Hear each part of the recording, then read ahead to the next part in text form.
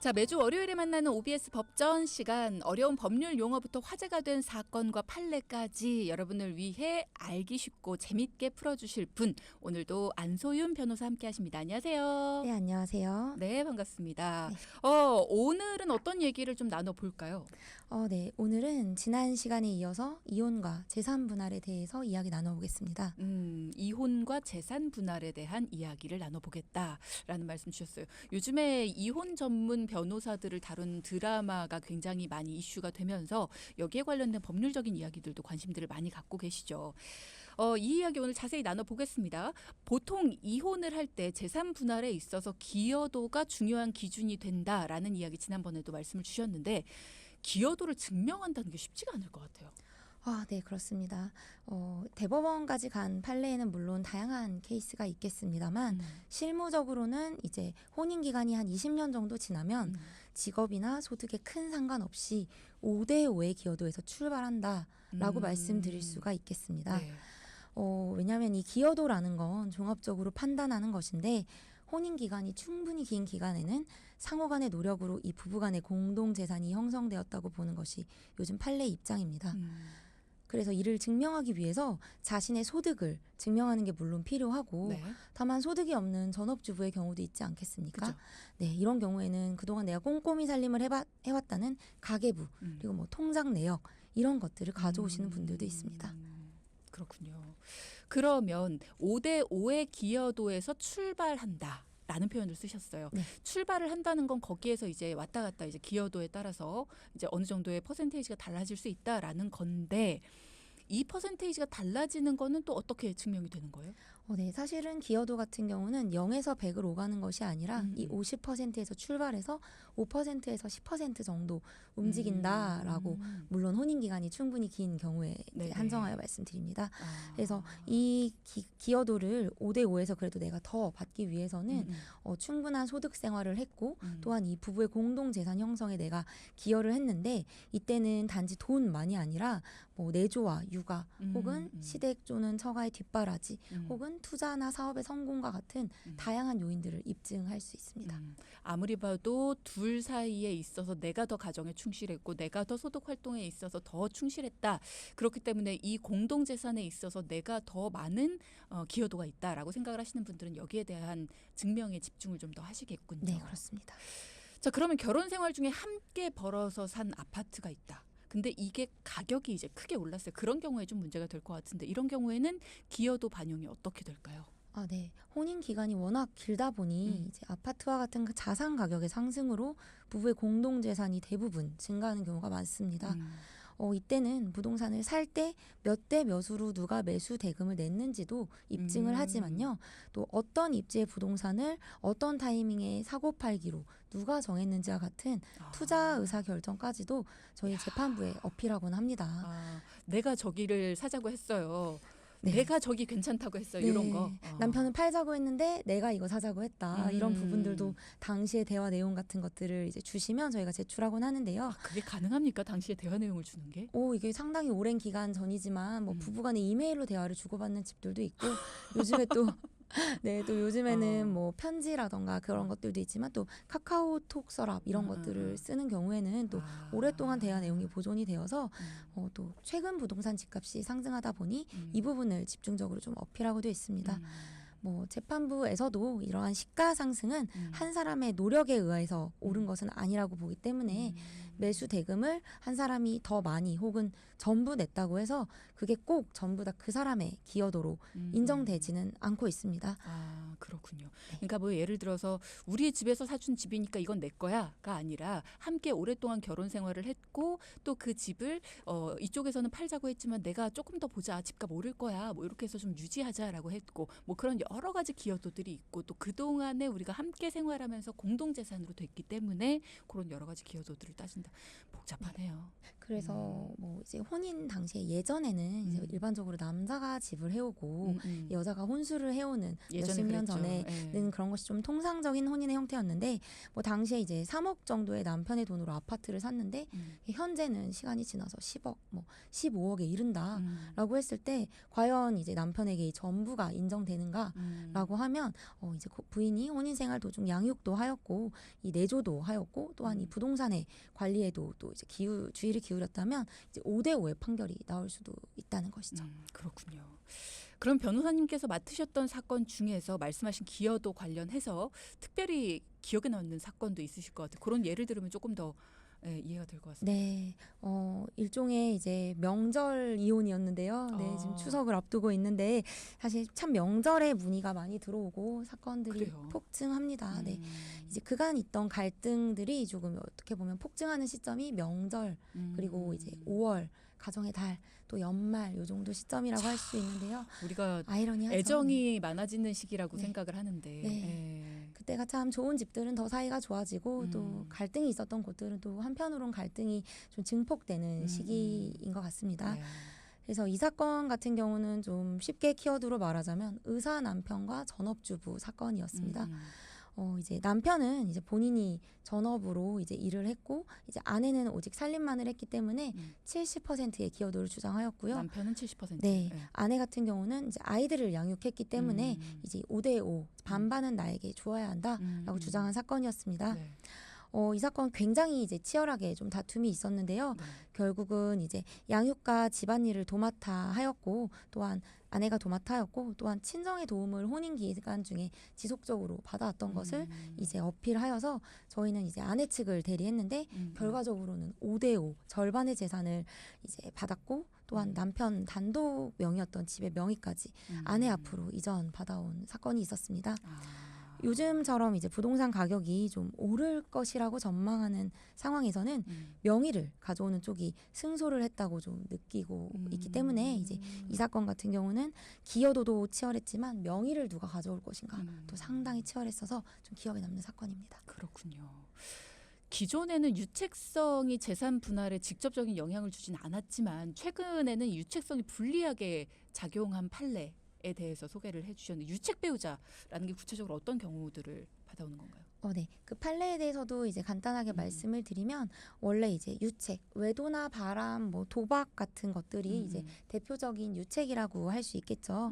네, 이러한 유책을 저지른다고 하더라도 사실 이것은 이혼의 사유 그리고 이혼의 사유 그리고 위자료에만 영향을 주는 것이지 재산 분할에 직접 영향을 주는 사유는 아닙니다. 재산 분할이라는 것은 말 그대로 공동 재산 형성에 기여를 한 정도를 따지는 것이지 잘잘못은 위자료 혹은 이혼을 할 건지 말 건지에서 다투는 것이기 때문입니다. 예를 들어 좀 쉽게 이제 말을 해서 혼인 기간 중에 남편이 계속 외도를 저질렀다고 해도 원래는 이것은 위자료에서만 영향을 미치는 것이지 재산 분할에서는 남편이 더 오히려 받아가는 경우도 있을 수 있다는 것이죠. 다만 최근에 좀 유의미한 판례가 나와서 이제 네. 소개해드리고 싶은데 네. 남편이 혼인 기간 중에 지속적으로 상간녀에게 재산을 빼돌린 사건이 있었습니다. 뭐 명품도 사주고 뭐 자기 명의의 뭐 재산도 좀 돌려주고 이런 사건에서 법원에서는 이건 단지 위자료. 사실 위자료는 일반인 같은 경우는 한 3천 정도가 맥스라고 보기 때문에 이 정도 위자료로만 이제 영향을 주는 위책 사유로 보지 않고 남편의 행위로 인하여 부부의 공동 재산이 침해되었다라고 그쵸. 보아서 재산 분할에서까지 이 남편에게 불리하게 좀 판결을 내린 판례가 최근에 나왔고요. 그래서 이제 좀 아무래도 유책을 저지른 배우자를 둔 분들은 이 판례 좀 많이 주목을 하고 계십니다. 그렇군요. 네.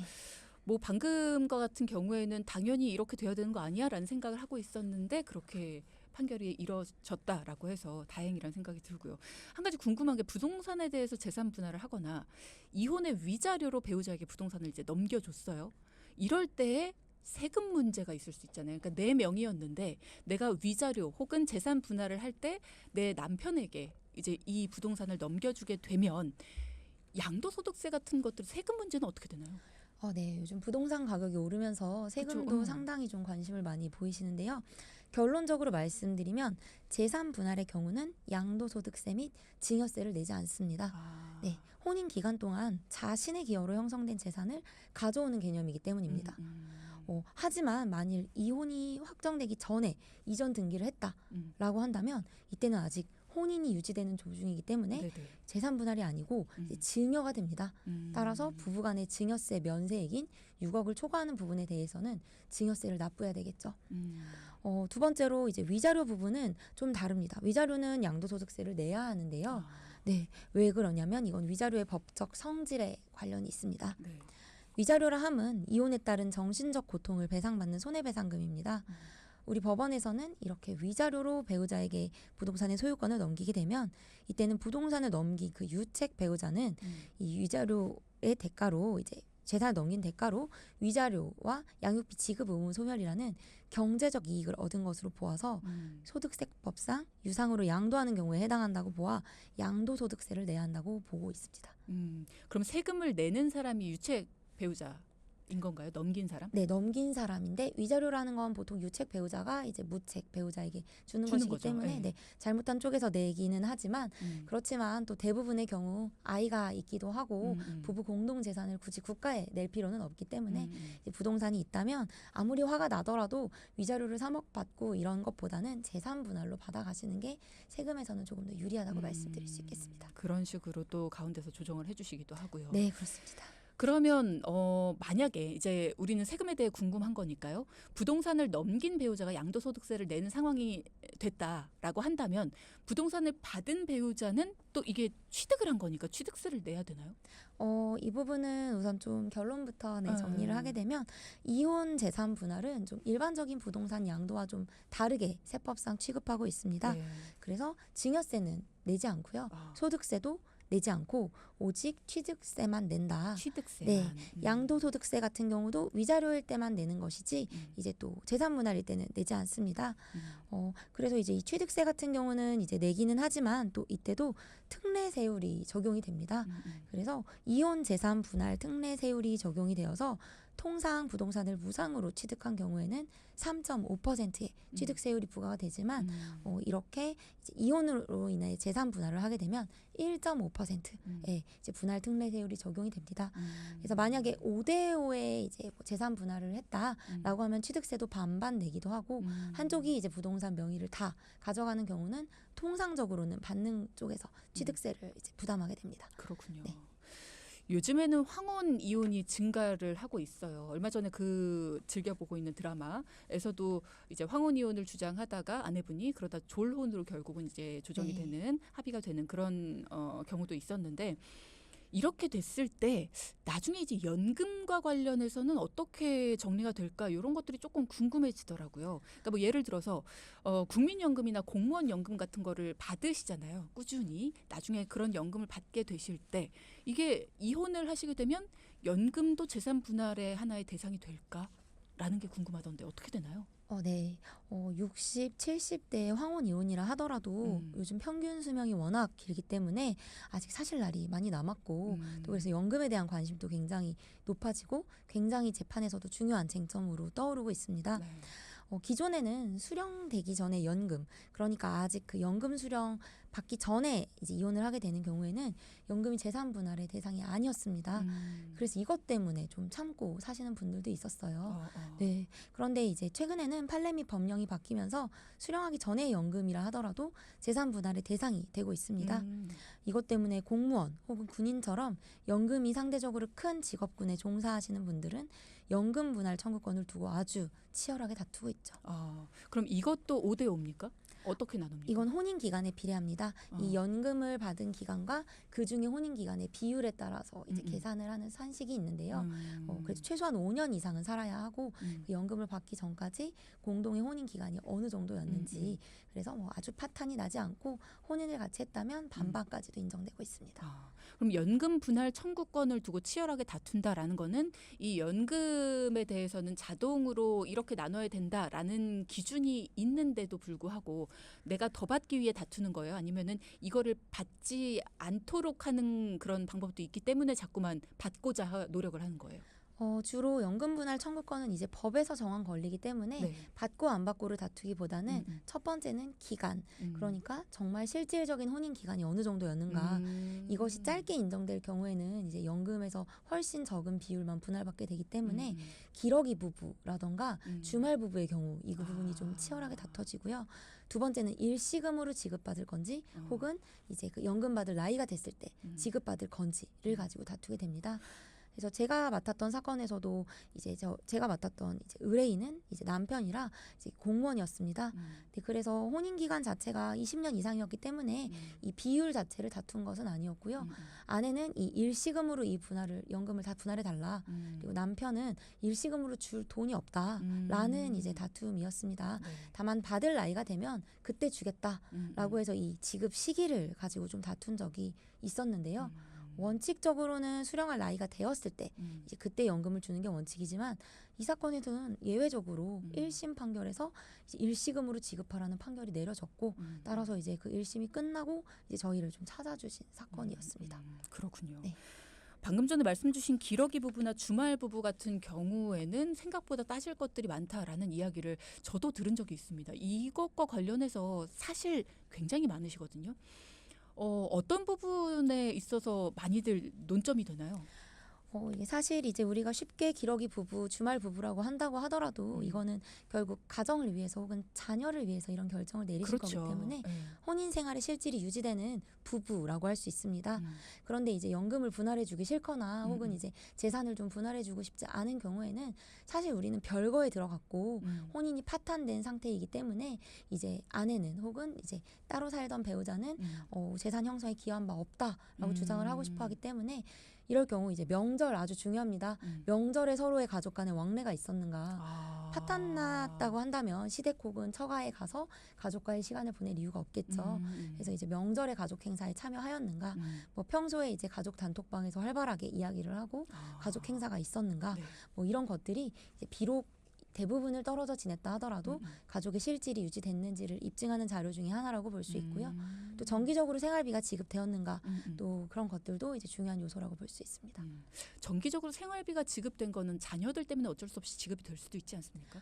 네, 그렇지만 이제 양육비 말고도 뭐 예를 들어 그 집의 임대료라던가 다양한 부분들 부인의 어떤 생계유지를 위한 부분도 지급하고 있다면 이것이 사실은 이제 선의에 의해서 한 것이라 하더라도 네. 혼인의 실질을 좀 인정하는 증거가 되기도 하기 때문에 뭐 그 드라마에서도 이런 에피소드가 나오던데 뭐 생활비를 끊어버리기도 한다던가 뭐 이런 식의 방법을 쓰기도 합니다. 그렇군요. 다만 이제 자녀에 대한 양육비는 혼인이 유지되지 않더라도 해야 하는 것이기 때문에요. 그렇죠. 네. 양육비는 법정 양육비 책정해서 일반적으로 지급하고 있습니다. 네. 유튜브 채팅창에 그런 얘기 있네요. 오늘 오프닝에선 사랑 이야기 그리고 법전에서는 이혼 이야기. 오늘 굉장히 롤러코스터를 타는 듯한 소재네요. 라는 빛과 이야기. 그림자죠. 네. 그렇죠. 맞습니다. 표현 좋네요. 빛과 그림자. 자, 지금 안소연 변호사와 함께 재산 분할에 대한 이야기 나눠보고 있습니다. 여러분도 궁금한 사항이 있으시다면 문자창으로 질문 주셔도 좋고요. 법 개정이 되는 게 많아서 참 궁금한 것들이 많습니다. 이혼을 하게 되면 재판까지 갈까요? 재산 분할에 대해서 라는 말씀을 주신 분이 있으세요. 재판과 그다음에 이제 조정 이혼, 협의 이혼 다양한 형태가 있는데요. 사실은 이제 저도 변호사지만 저는 소송은 정말 최후의 보루이고 당사자 간의 합의가 되는 것이 베스트이다라고 말씀을 많이 드립니다. 특히 이게 무슨 범죄를 처벌하는 형사소송 혹은 돈만 주고받으면 끝나는 민사소송과 달리 가사소송은 내가 선택해서 함께 살았던 배우자이고 또 많은 경우 아이들이 있어요. 그렇죠. 그래서 부부는 비록 헤어진다 하더라도 아이들에게는 계속 엄마 아빠로 교류하면서 지내야 되기 때문에 재판에서 이제 꼭 재판을 가야 하는 경우는 첫 번째 상대가 재산을 은닉하고 있는 게 확실한 경우 나는 이 재산에 대해서 알 길이 없다.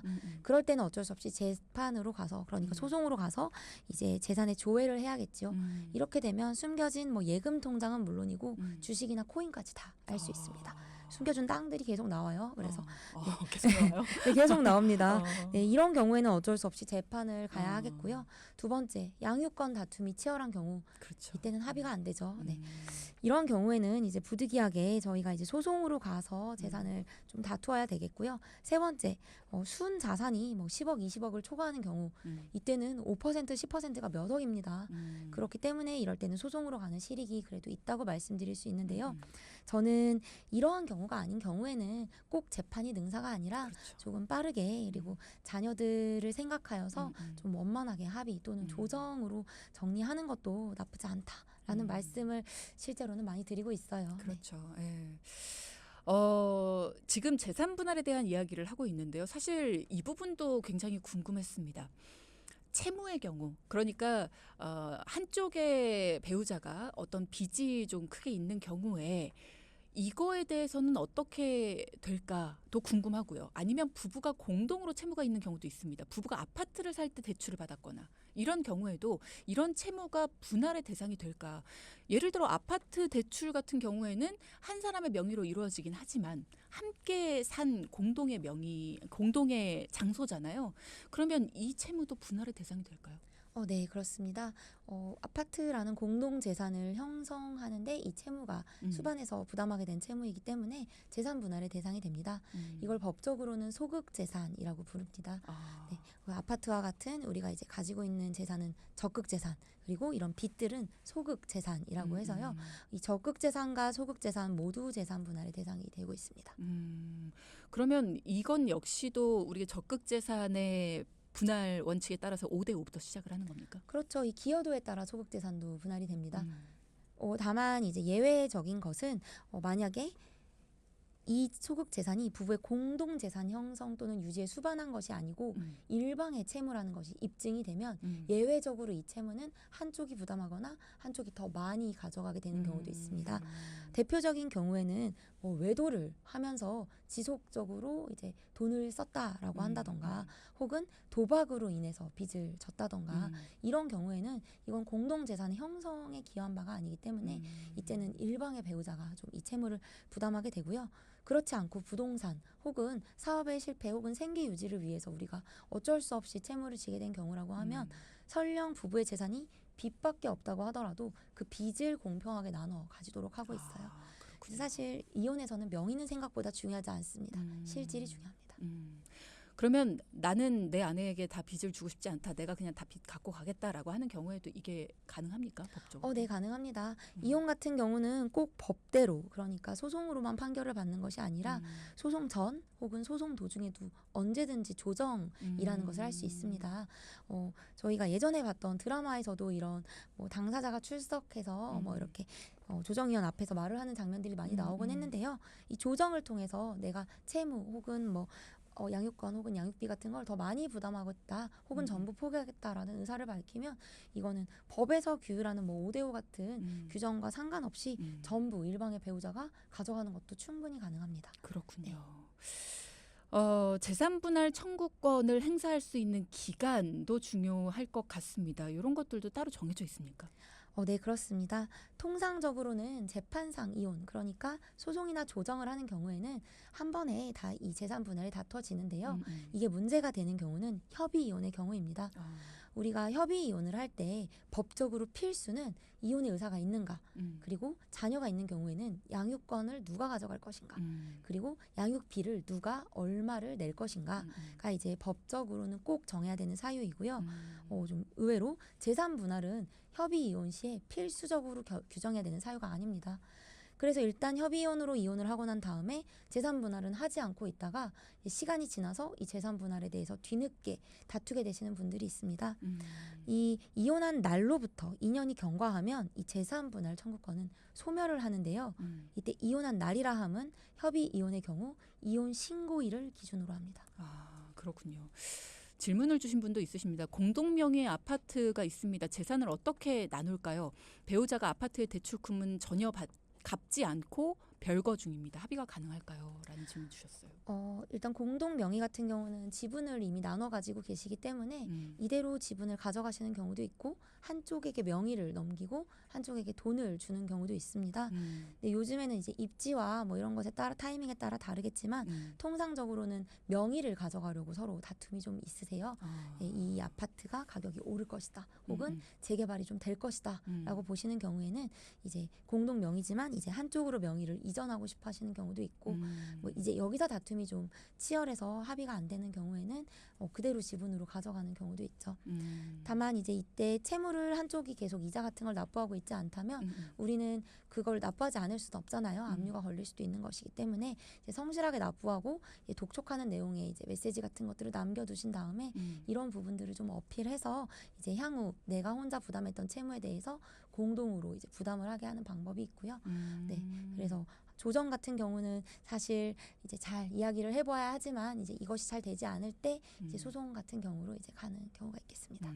그럼 지금 대출금을 홀로 갚고 있다라는 부분을 남겨두시고 나중에 공동 명의를 내 단독 명의로 바꾸는 데 도움이 많이 될 수도 있겠네요. 네, 그렇습니다. 이 집에 이제 뭐 기여 형성 유지에 내가 더 적극적으로 기여한 사람이다라는 것들을 좀 어필해 보는 것도 도움이 됩니다. 이때는 뭐 취득세나 이런 것들도 세금 문제도 전혀 없을 수 있습니까? 세금 같은 경우는 사실 이것도 유책이나 이런 것과는 상관없고 통상적으로는 우리가 부동산 매수인이 세금을 부담하듯이 보통은 명의 가져가는 쪽에서 부담을 하는 것이 일반적이기는 합니다. 근데 이제 재판부에 모든 것은 또 재판부의 판결에 달려 있기 때문에 재판부에 이런 부분들을 어필해서 내가 조금 더 이득을 볼 수 있게 판결을 내려달라라고 탄원서 등을 쓴다면 좀 도움이 되는 경우가 있습니다. 그렇군요. 일단은 법을 잘 아는 누군가의 도움이 좀 있으면 좋겠다라는 생각이 듭니다. 예. 자, 오늘 안소연 변호사와 함께 이 이야기를 나눠보고 있는데요. 마지막으로 말씀 주실 거, 이혼 후에 2년 이내에 소송을 제기해야 될 거 지금 한 10초, 20초밖에 없습니다. 아, 네. 협의 이혼 시에 이제 2년 안에 소송을 제기할 수 있지만요. 다만 이혼 시 재산 분할을 제기하지 않겠다는 규정을 넣게 되면은 그때는 본인의 권리를 포기한 것이 되기 때문에 더 이상 2년 이내라도 소송을 제기할 수 없습니다. 본인이 직접 서명한 문서는 아주 힘이 강하기 때문에 지치시다고 하더라도 꼭 서명을 하기 전에는 문서의 내용을 잘 살펴보셔야 한다라는 당부의 말씀을 드립니다. 네, 마무리 잘해주셨습니다. 구본현님의 문자 소개하면서 마무리합니다. 이혼 없는 아름다운 대한민국 돈키호테가 앞장섭니다. 라는 말씀 주셨네요. 오늘 OBS 법전 안소연 변호사와 함께했습니다. 고맙습니다. 감사합니다. 네.